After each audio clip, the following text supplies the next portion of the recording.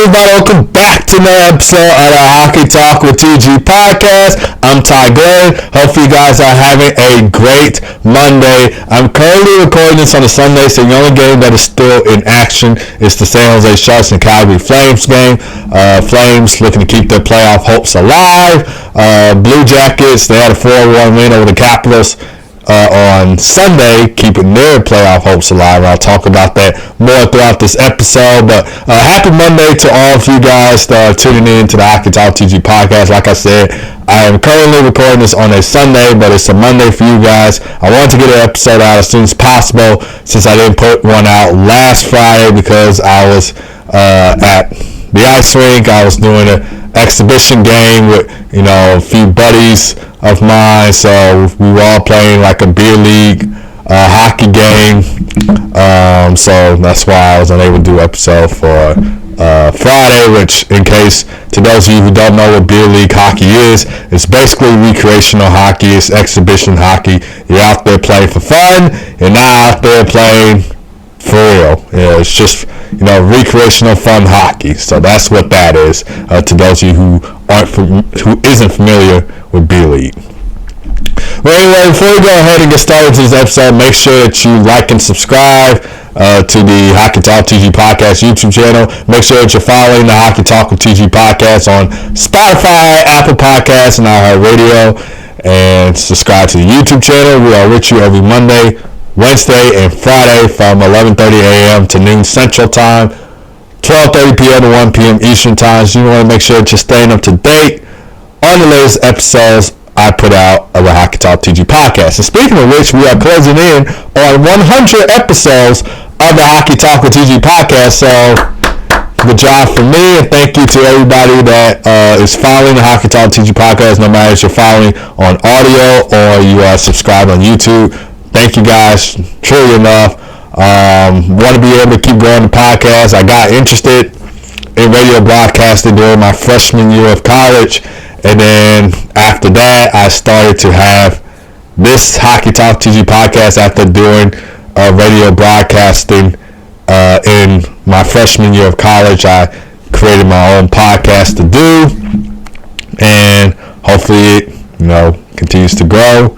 And hopefully more of you guys be tuned in, but we'll just see how that goes. But thank you to everybody that is, currently following, whether it's on audio or YouTube. Thank you guys truly enough. I started this podcast in May of 2024, so it's almost been a year, and we are closing in on 100 episodes. So like I said, thank you guys truly enough for that. But without further ado, we are going to go ahead and get right into the hockey news for today. We're going to start things off with some college hockey news. The Western Michigan Broncos win the 2025 NCAA national title with a 6-2 win over the BU Terriers. First national title championship in program history for the Western Michigan Broncos, and it's been a Cinderella type of year for the Broncos. They defeated the defending back-to-back national champion Denver Pioneers 3-2 in double overtime to advance to the championship game on Thursday. And like we said before, the Hockey Talk TG podcast, this is their first ever Frozen Four appearance in program history. And fun fact about this, the Broncos are the first team since Lake Superior State in 1988 to win the national championship in their first Frozen Four appearance. And the Broncos, they have been around for 52 years. They started in 1973, and this program is still going strong. So it's been unreal. P.S. If you're watching this on YouTube, I do apologize for this little thing being in the way. I know it's kind of annoying. It's annoying for me too. I was trying to move it out of the way for we got started with the episode, but I couldn't. So if you're watching this on YouTube, I do apologize for this thing being in the way. But most outstanding player in this tournament was no other than sophomore forward Owen Michaels. He was named the tournament's most outstanding player after scoring 2 goals in the championship game, and of course scoring the double overtime game-winning goal in the semifinal against the Denver Pioneers. And the Broncos, they swept the National Collegiate Hockey Conference titles, winning both the regular season Penrose Cup and the Frozen Face-Off Tournament, marking the first time in program history that they achieved both in the same season. So, I don't know. Nobody expected the Western Michigan Broncos team to be doing well, but it's certainly been a underdog cinderella type of season for them. And Alex Bump, he had a great season as well for the Western Michigan Broncos. He recorded 47 points in 42 games played this season, 23 goals, 24 assists for 47 points in 42 games played. He led the Broncos in goals and points. He was also named NCHC 4 of the Year and earned MVP honors at the Frozen Four tournament after scoring the game-winning goal in I believe it was the game against the BU Terriers, if I'm not mistaken. Correct me if I'm wrong. And this is a quote that I got off of Elite Prospects. So this is what they said about him. Without any tell, he fluidly deeks through defenders along the perimeter to gain the zone. A textbook curl, drag, wrister, beats the defender and changes the angle in one motion. He's also a skilled two-touch and catch-and-release shooter. So this guy, he can really bring it. One of the key players to watch in this tournament, and he just showed you why he was a great player or a key player to watch out for in the tournament. He can really bring it. Hate to be playing against this dude out on the ice. And another fun fact about Western Michigan, or this really isn't a fun fact, it's actually a historic season record for them. They finished the season with a 32-7-1 record, which is the best record in program history, and they achieved their first ever national #1 ranking during the season. And what about the leadership from Tim Walsh? He set a program record for most games played, and he led the team with 7 game-winning goals during the season. He scored the go-ahead goal in the Fargo Regional Final against UMass to send the Broncos to their first ever Frozen Four. And Coach Pat Firstweiler, hopefully I pronounced that name right. If I didn't, let me know down in the comments. Let me know how you pronounce the name, because I don't know how to pronounce it, but hopefully I did pronounce it right. But head coach Pat Firstweiler, he guided the team to their first ever Frozen Four, and he also earned his first national title, and he also became a 2-time finalist for the National Coach of the Year award. So I don't know what to say about this Western Michigan Broncos team other than great job. Guys absolutely deserved it. You brought your A game throughout this whole entire tournament. You had a great year for college hockey. Nobody expected this team to go far into the Frozen Four. I didn't even expect this team to go far into the Frozen Four. In fact, I thought the Denver Pioneers were gonna, win the semifinal game against the Broncos. The Broncos were actually up 2-0 in that game. Denver came back, tied it up at 2, and so I thought they were going to complete the comeback in overtime, or at least in double overtime, but they failed to do that. So their back-to-back national title reign comes to an end, and feel bad for David Carl, but hopefully he becomes the Chicago Blackhawks head coach, because as a Blackhawks fan, we absolutely love to see that. But hats off to the Western Michigan Broncos again.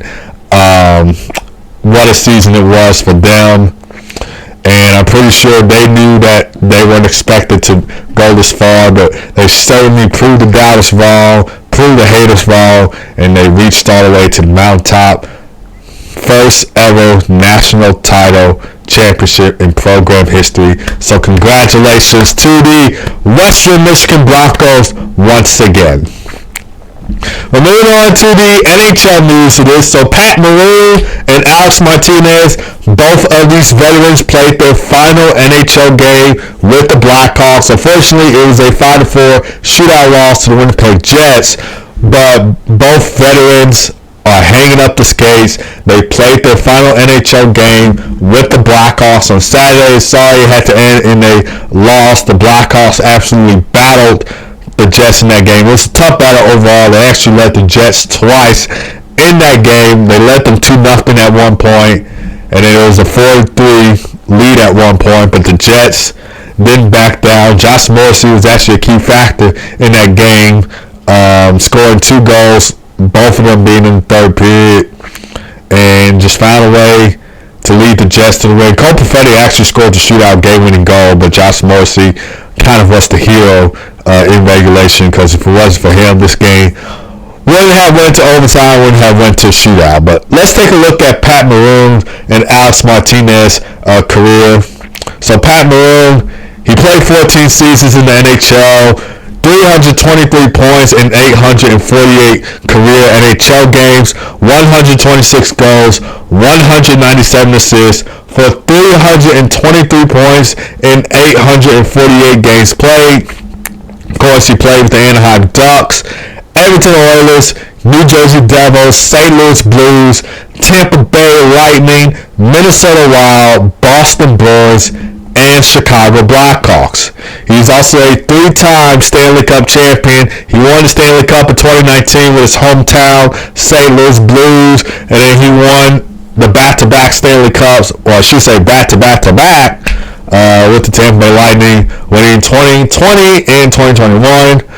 So 3 straight Stanley Cups for Pat Maroon. And fun fact about this, he's actually the 4th player in NHL history to win 3 straight Stanley Cups with 2 different teams. And Pat Maroon, we all knew he was going to be retiring after this season. He announced his retirement on March 22nd of 2025 in the Blackhawks game against the St. Louis Blues, and he told Derek Payne that it's time for him and his family to go start a new chapter in their lives. And he was emotional in that interview as well. But shout out to the St. Louis Blues. I know I hate the St. Louis Blues as a Blackhawks fan because we have a long historic rivalry with the St. Louis Blues. But the Blues did a phenomenal job at honoring Pat Maroon. Played a video tribute for him up on the Jumbotron.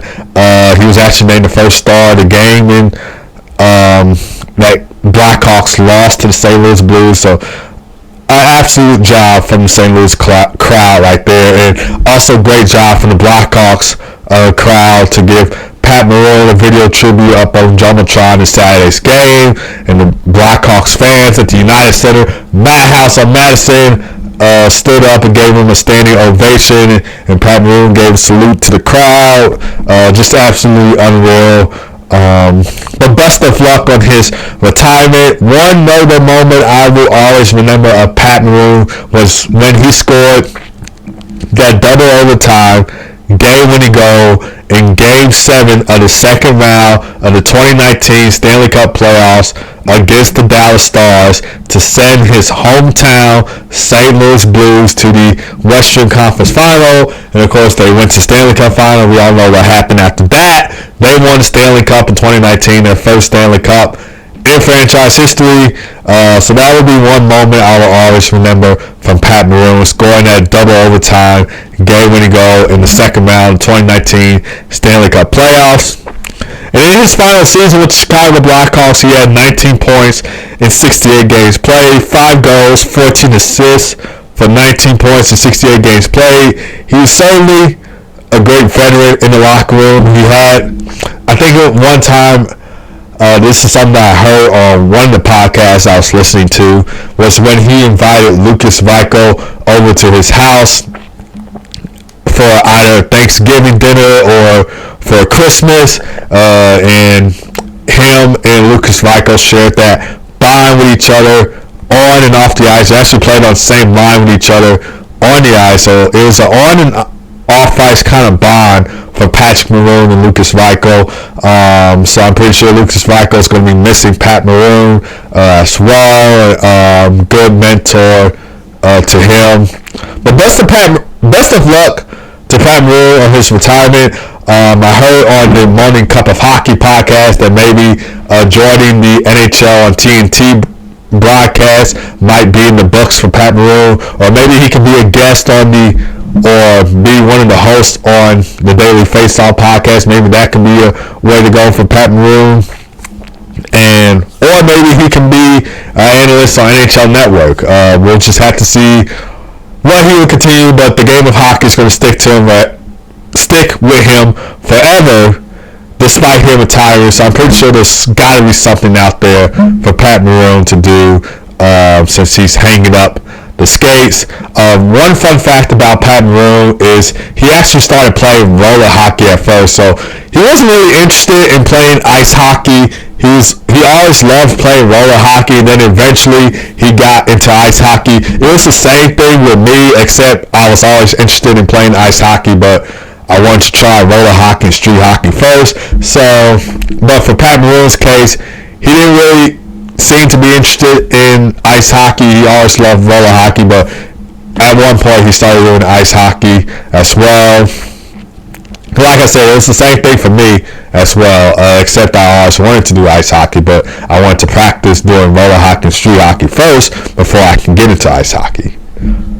But let's go to Alec Martinez NHL career. So Alec Martinez, he's hanging up the skates as well. He played 16 seasons in the NHL, 289 points in 862 games played, 88 goals, 201 assists for 289 points in 862 games played. He played with the LA Kings, Vegas Golden Knights, and Chicago Blackhawks. He was a 3-time Stanley Cup champion, just like Pat Maroon. He won the Stanley Cup in 2012 and 2014 with the LA Kings, and he won another Stanley Cup in 2023 with the VGK, Vegas Golden Knights. And here's one great quote I found from Alec Martinez following his retirement. So he said, "It's a privilege to play in this league, and I played for 16 years. I never thought I was ever going to do that, and I think a lot of other people didn't think I was going to do it either, but grateful and thankful for having the opportunity, for all the people along the way that helped me get there. I've been fortunate enough to have a few really good opportunities to thank them, and tonight will be another one, but very appreciative for the organizations I play for, the guys I play with, the guys I was able to learn from, and in the second half, just very appreciative of some of the guys I tried to teach, what a lot of guys taught me. Yeah, just very thankful, grateful, and very fortunate to have been around those people." And this is an emotional quote he said to Darren Payne. He said, "You're going to make me tear up. I got to get ready for a game, but obviously a lot of different emotions today." So he was kind of emotional in that interview with Darren Payne before puck drop for the Blackhawks against the Winnipeg Jets. And one moment I'll always remember from Alec Martinez, scoring the game-winning goal. I'm not talking about scoring the Stanley Cup Final game-winning goal. I'm talking about scoring the game-winning goal in Game 7 of the Western Conference Finals against the Chicago Blackhawks. As a Blackhawks fan, I'll always remember that moment from him. Scoring that game-winning goal in Game 7 of the 2014 Western Conference Finals against the Chicago Blackhawks,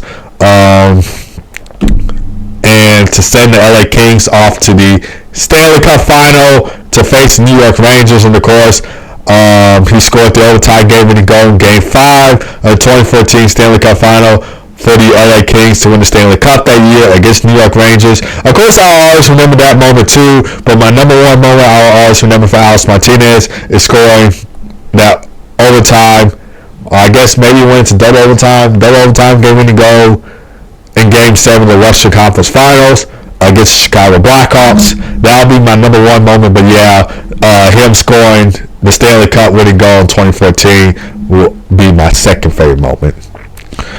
But in his final season with the Blackhawks, Alec Martinez had 12 points in 44 games played, 5 goals, 7 assists for 12 points in 44 games played with the Chicago Blackhawks. And Alec Martinez, I'm pretty sure he was a great mentor to the Blackhawks' younger D. I don't know if Alex Vlasic said that he learned anything from Alec Martinez. I'm pretty sure he did learn something from Alec Martinez, and so did the other young Blackhawks defense players. So best of luck to Pat Maroon and Alec Martinez on their retirements. We're going to miss them in the NHL. Certainly did a lot in this league, and hopefully they get into broadcasting or some type of hockey journalism following their retirement. We'll just have to see how that will go for them. But moving on to the other side of this matchup, the Winnipeg Jets, they clinched first place in the Central Division with a 5-4 shootout win over the Chicago Blackhawks. First time in team history that they finished first in their conference. Of course, one previous division title came when they were the Atlanta Thrashers at the time, when they won the Southeast Division title in the 2006-2007 NHL season. And a fun fact about that, Atlanta had two NHL teams. Of course, they went around at the same time. They were around at different times. So at first, the NHL had the Atlanta Flames, which played from 1972 to 1980, and then they went to Calgary, of course, called themselves the Calgary Flames. And then they had the Atlanta Thrashers, which they played from 1999 to 2011, and of course they went back up to Winnipeg, and now called the Winnipeg Jets. So NHL had two Atlanta NHL teams just in different times, the Atlanta Flames and the Atlanta Thrashers. And the Jets only needed at least 1 point to clinch that Central Division title, and they will hold home ice advantage through the Western Conference Finals. Like I said, Josh Morrissey was a key factor in this game for the Winnipeg Jets. Scored the game-time goal late in the third period. He actually had two goals, both of them being in the third period, one of them being a game-tying goal. Winnipeg was down 2-0 in 4-3 during this game. They came back twice, and then they eventually won 5-4 in the shootout. Cole Perfetti with the shootout game-winning goal. Just an injury concern for the Winnipeg Jets. Therefore, Nikolai Ehlers exit the game in the second period after a collision with the linesman. He went down awkwardly and he did not return after that. But certainly, didn't matter, at least in this game, because the Jets got it done in the shootout. But hopefully, Nikolai Ehlers is back for the Jets come playoff time. And the Jets are going to be taking home some more hardware as they have now clinched the President's Trophy with the Capitals losing 4-1 to the Columbus Blue Jackets. The Jets lost 4-1 to the Edmonton Oilers in this game on Sunday, but with the Capitals losing 4-1 to the Columbus Blue Jackets on Sunday, the Jets have clinched the President's Trophy. And fun fact, this is the Jets' first President's Trophy in their franchise history, and they are, of course, 55, 22, and 4 of the season. One more game left for the Winnipeg Jets on their 2024-25 regular season schedule, and that game is on Wednesday against the Anaheim Ducks. So we'll just have to see if they can close out their season on a winning note. And that game is also a home game for the Winnipeg Jets, final home game of the season, obviously, for the Winnipeg Jets. So we'll just have to see if they can get it done over the Anaheim Ducks. But what a season's been for the Winnipeg Jets, winning 15 of their first 16 games to start the season. So I believe they had multiple winning streaks to clinch the President's Trophy. So it's just been a dominant year for the Winnipeg Jets. But of course, we all know the President's Trophy curse. No team has won the President's Trophy and has won the Stanley Cup at the same time. Of course, the last team to do that was my Chicago Blackhawks. They won the President's Trophy in 2013. They won the Stanley Cup in 2013. And ever since then, it's just been the President's Trophy curse. But we'll see if the Jets can be that team to break that curse. Still staying in the Central Division, Gabriel Landeskog finally returns to pro hockey action. First game since Game 6 of the 2022 Stanley Cup Final. Of course, that was on June 26th. And 1,021 days later, he makes his return to pro hockey. He played 2 games with the Colorado Eagles in the AHL, which of course is the Colorado Avalanche AHL affiliate. They loaned Gabriel Landeskog to the Eagles for a quote-unquote conditioning assignment, which of course was a 2-0 shootout win and a 4-3 2-0 shutout win and a 4-3 shootout win over the Hendersonville Silver Knights. And Gabriel Landeskog had 2 points in 2 games played with the Colorado Eagles. 1 goal, 1 assist for 2 points in 2 games played with a -1 ±. He underwent surgery in May of 2023. A procedure with no prior successful return in the NHL. So he's still trying to make that comeback.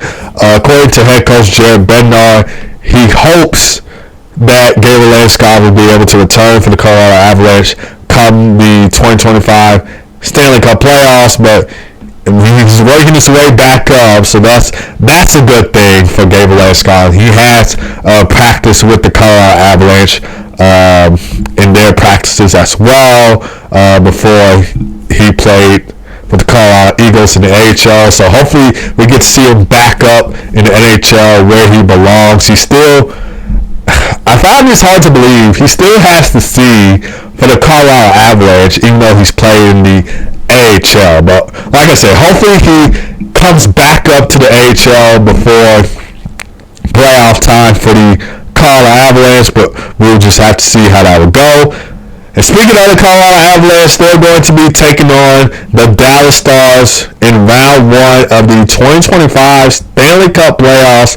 So the Dallas Stars, they finished, well, not official yet because still regular season play, obviously, but Dallas Stars, they are second in the Central Division with a 50-24-6 record, 106 points. The Avalanche are third in the Central Division with a 48-29-4 record. They are playing right now as I'm recording this against the Anaheim Ducks, but the Avalanche have 100 points for the season. In the Avalanche, they won the season series against the Dallas Stars 2-1. And fun fact, this is the 7th time that these two teams have faced off in the Stanley Cup playoffs. Of course, the Dallas Stars have won 4 of the previous 6 series, including the most recent one in the second round of the 2024 Stanley Cup playoffs. They also won in 2020 during the bubble against the Colorado Avalanche in Game 7, which I forgot the person who scored. He had a hat trick in Game 7 in 2020 Stanley Cup playoffs for the Dallas Stars to beat the Colorado Avalanche, but I'm forgetting his name. But let's take a look at the offensive leaders for the Colorado Avalanche. So Nathan MacKinnon leads the team with 116 points in 79 games played, 32 goals, 84 assists, 116 points in 79 games played. Cale Makar, 92 points in 80 games played, 30 goals, 62 assists for 92 points in 80 games played. For the Dallas Stars, Matt Duchene leads the team with 81 points in 80 games, 30 goals, 51 assists, 81 points in 80 games. Jason Robinson, he has 80 points as well, 80 games, 35 goals, 45 assists for 80 points in 80 games. Taking a look at goaltending matchups, most likely going to be Jake Oettinger versus Mackenzie Blackwood. So Jake Oettinger, he is 36-16-4 with a 2.48 goals against average and a .912 save percentage. Mackenzie Blackwood, 22-12-3 with a 2.33 goals against average and a .913 save percentage. Key players to watch for the Colorado Avalanche: Cale Makar, he has 7 points in 3 games played against the Dallas Stars, 3 goals, 4 assists for 7 points in 3 games played. Terry Lehkonen, he had 5 points in 3 games played against the Stars, 3 goals, 2 assists for 5 points in 3 games played. Jonathan Drouin also had 5 points in 2 games played against Dallas, 2 goals, 3 assists for 5 points in 2 games played. And for the Dallas Stars side, Wyatt Johnson, he had 5 points, all being assists in 3 games for Dallas against Colorado. Jason Robinson, he had 4 points for the Dallas Stars, 3 goals, 1 assist for 4 points against the Colorado Avalanche. Matt Duchene had 4 points against his former team, 2 goals, 2 assists. And Mason Marchment had 4 points as well, 2 goals, 2 assists for him too. But we'll just have to see who wins this first round series for the Dallas Stars and Colorado Avalanche. Biggest storyline, obviously, Mikko Rantanen going up against his former team. Played 10 seasons with the Colorado Avalanche, 681 points in 619 games played, 287 goals, 394 assists for 681 points in 619 games played with the Colorado Avalanche. He won the Stanley Cup with them in 2022. Take a look at his statistics with the Dallas Stars. 17 points in 18 games played with Dallas, 5 goals, 12 assists for 17 points in 18 games played with the Dallas Stars. But moving on to the LA Kings and Edmonton Oilers. So Edmonton Oilers and LA Kings are going to be going at it in the first round, 2025 Stanley Cup playoffs. 4th straight year that these two teams will face off in the Stanley Cup playoffs. Of course, Oilers have won the first 3 playoff meetings. They won in 7 games in the 2022 Stanley Cup playoffs. They won in 6 games in the 2023 Stanley Cup playoffs. And they won in 5 games in the 2024 Stanley Cup playoffs. So maybe this might be a clean sweep for the Edmonton Oilers. Just joking around right there. I don't expect it to be a clean sweep though, but we'll just see what happens. I don't expect it to be a clean sweep. I was just joking around when I said that. But they are in action against each other on Monday. So far, the Kings lead the season series 2-1 against the Oilers, with each team winning on home ice. And the Oilers and Kings have met 10 times in the Stanley Cup playoffs, with Edmonton winning 8 of those series, including the last 6 meetings. And the last time the LA Kings defeated the Edmonton Oilers in the playoffs was in 1989. Will that be the case this season? We'll just have to see. We'll take a look at the Kings' offensive leaders for them. Adrian Kempe, he leads the Kings with 68 points in 79 games played, 33 goals, 35 assists for 68 points in 79 games played. Anze Kopitar has 65 points in 79 games played for the Kings, 21 goals, 44 assists for 65 points in 79 games played. And Kevin Fiala has 56 points in 78 games played for the Kings. 34 goals, 22 assists with 56 points in 78 games played. And for Quinton Byfield, he sets a career high with 53 points in 79 games played, 22 goals, 31 assists for 53 points in 79 games played for Quinton Byfield. That is a career high for the young man, so congratulations to him. Take a look at the Oilers' offensive leaders. So, of course, Leon Draisaitl, even though he's out with a lower body injury, he leads the Oilers with 106 points in 71 games played, 52 goals, 54 assists for 106 points in 71 games played. Connor McDavid has 97 points. I'm pretty sure he's had a point in the Oilers' 4-1 win against the Winnipeg Jets. But I had got all these notes down before that game had even started. So probably might have changed, but Connor McDavid, 97 points in 65 games played, 26 goals, 71 assists, 97 points in 65 games played. Goaltending matchup is probably going to be Darcy Kemper versus Stuart Skinner. And take a look at Darcy Kemper. He is 30, 11, and 7 with a 2.05 goals against average and a .921 save percentage. Stuart Skinner, 24, 18, and 4 with a 2.91 goals against average and a .894 save percentage. So Oilers, Kings going at it, 4th straight year. Will the Oilers come up big again, Mr. LA Kings? We'll just have to see. But maybe the Kings might have home ice advantage, and that could be an advantage for them to somehow beat the Edmonton Oilers in 2025 Stanley Cup playoffs. We will just have to see how that will play out. But going on from teams that did purchase a ticket to the Stanley Cup playoffs to teams who are eliminated from the Stanley Cup playoffs. New York Rangers, they are eliminated from playoff contention after their 7-3 loss to the Carolina Hurricanes on Saturday. And I actually did see this on Instagram. Fun fact, this is the first time that the Bruins, Rangers, and Penguins have all been eliminated from these Stanley Cup playoffs. But for the Rangers, after winning the President's Trophy last season with 55 wins and 114 points, they are now eliminated from the Stanley Cup playoffs. And they are 37, 36, and 7 of the season following their loss to the Carolina Hurricanes.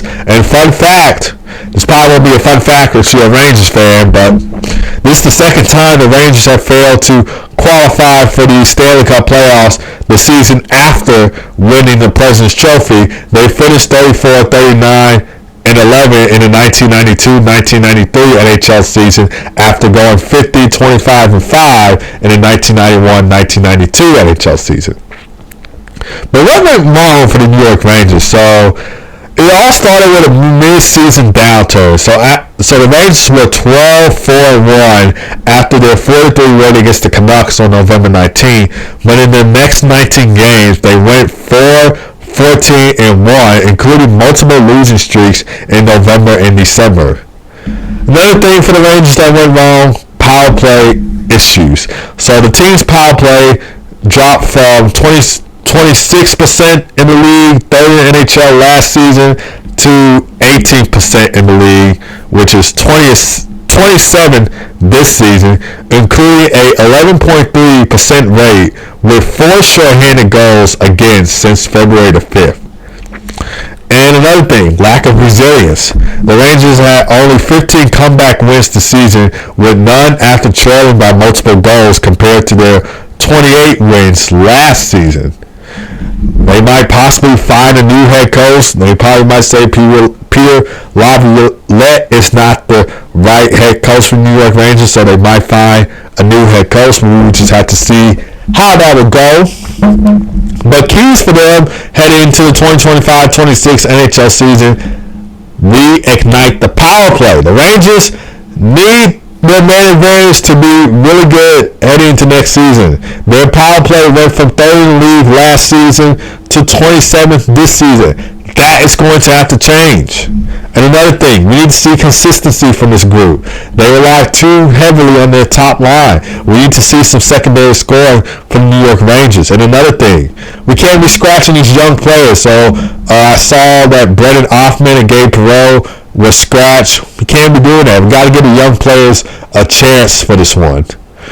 And those are my thoughts on what the Rangers need to do to improve heading into the 2025-26 NHL season. They have 2 games remaining left on their schedule. They play Monday against the Florida Panthers, and then they're back at it at Madison Square Garden Thursday against the Tampa Bay Lightning for their final home game of the season. But Monday's game against the Panthers is a road game for them. Moving on from one original 6 team to another, in the Detroit Red Wings, they were also eliminated from playoff contention on Saturday following the Canadiens' 1-0 overtime loss to the Toronto Maple Leafs. They only had 1 point in that game to eliminate the Red Wings from playoff contention on Saturday. 9th straight season that the Red Wings were eliminated from the Stanley Cup playoffs. Of course, they last made the playoffs in 2016. Joe Louis Arena was still around at the time. Henrik Zetterberg, Pavel Datsyuk, and Jimmy Howard was still playing for the Detroit Red Wings. Dylan Larkin was a rookie at the time. So that was the last time Detroit made the Stanley Cup playoffs. And the Red Wings are 37, 35, and 7 of the season. 3 games remaining left on their schedule. They play the Dallas Stars at home for their final home game of the season on Monday. That will be on NHL Network. And then they play the Devils on Wednesday, and they play the Leafs on Thursday. But what went wrong for this group? Obviously, there's a coaching change. Of course, Derek Lalonde fired as head coach on December of 26, I believe. The Red Wings went 13, 17, and 4 under him. And then they got Todd McClelland, which was hired on December 26, obviously, with the Red Wings firing Derek Lalonde. And they went on a 17-5-2 run with Todd McClelland on December 27 through February 25th. So obviously a coaching change. Even though Todd McClelland is doing okay for the Red Wings, obviously the Red Wings slump at the start of the season, or midway through the season, I should say, played a factor in that one. Another thing that went wrong for them, excuse me, by the way, their power play. Their power play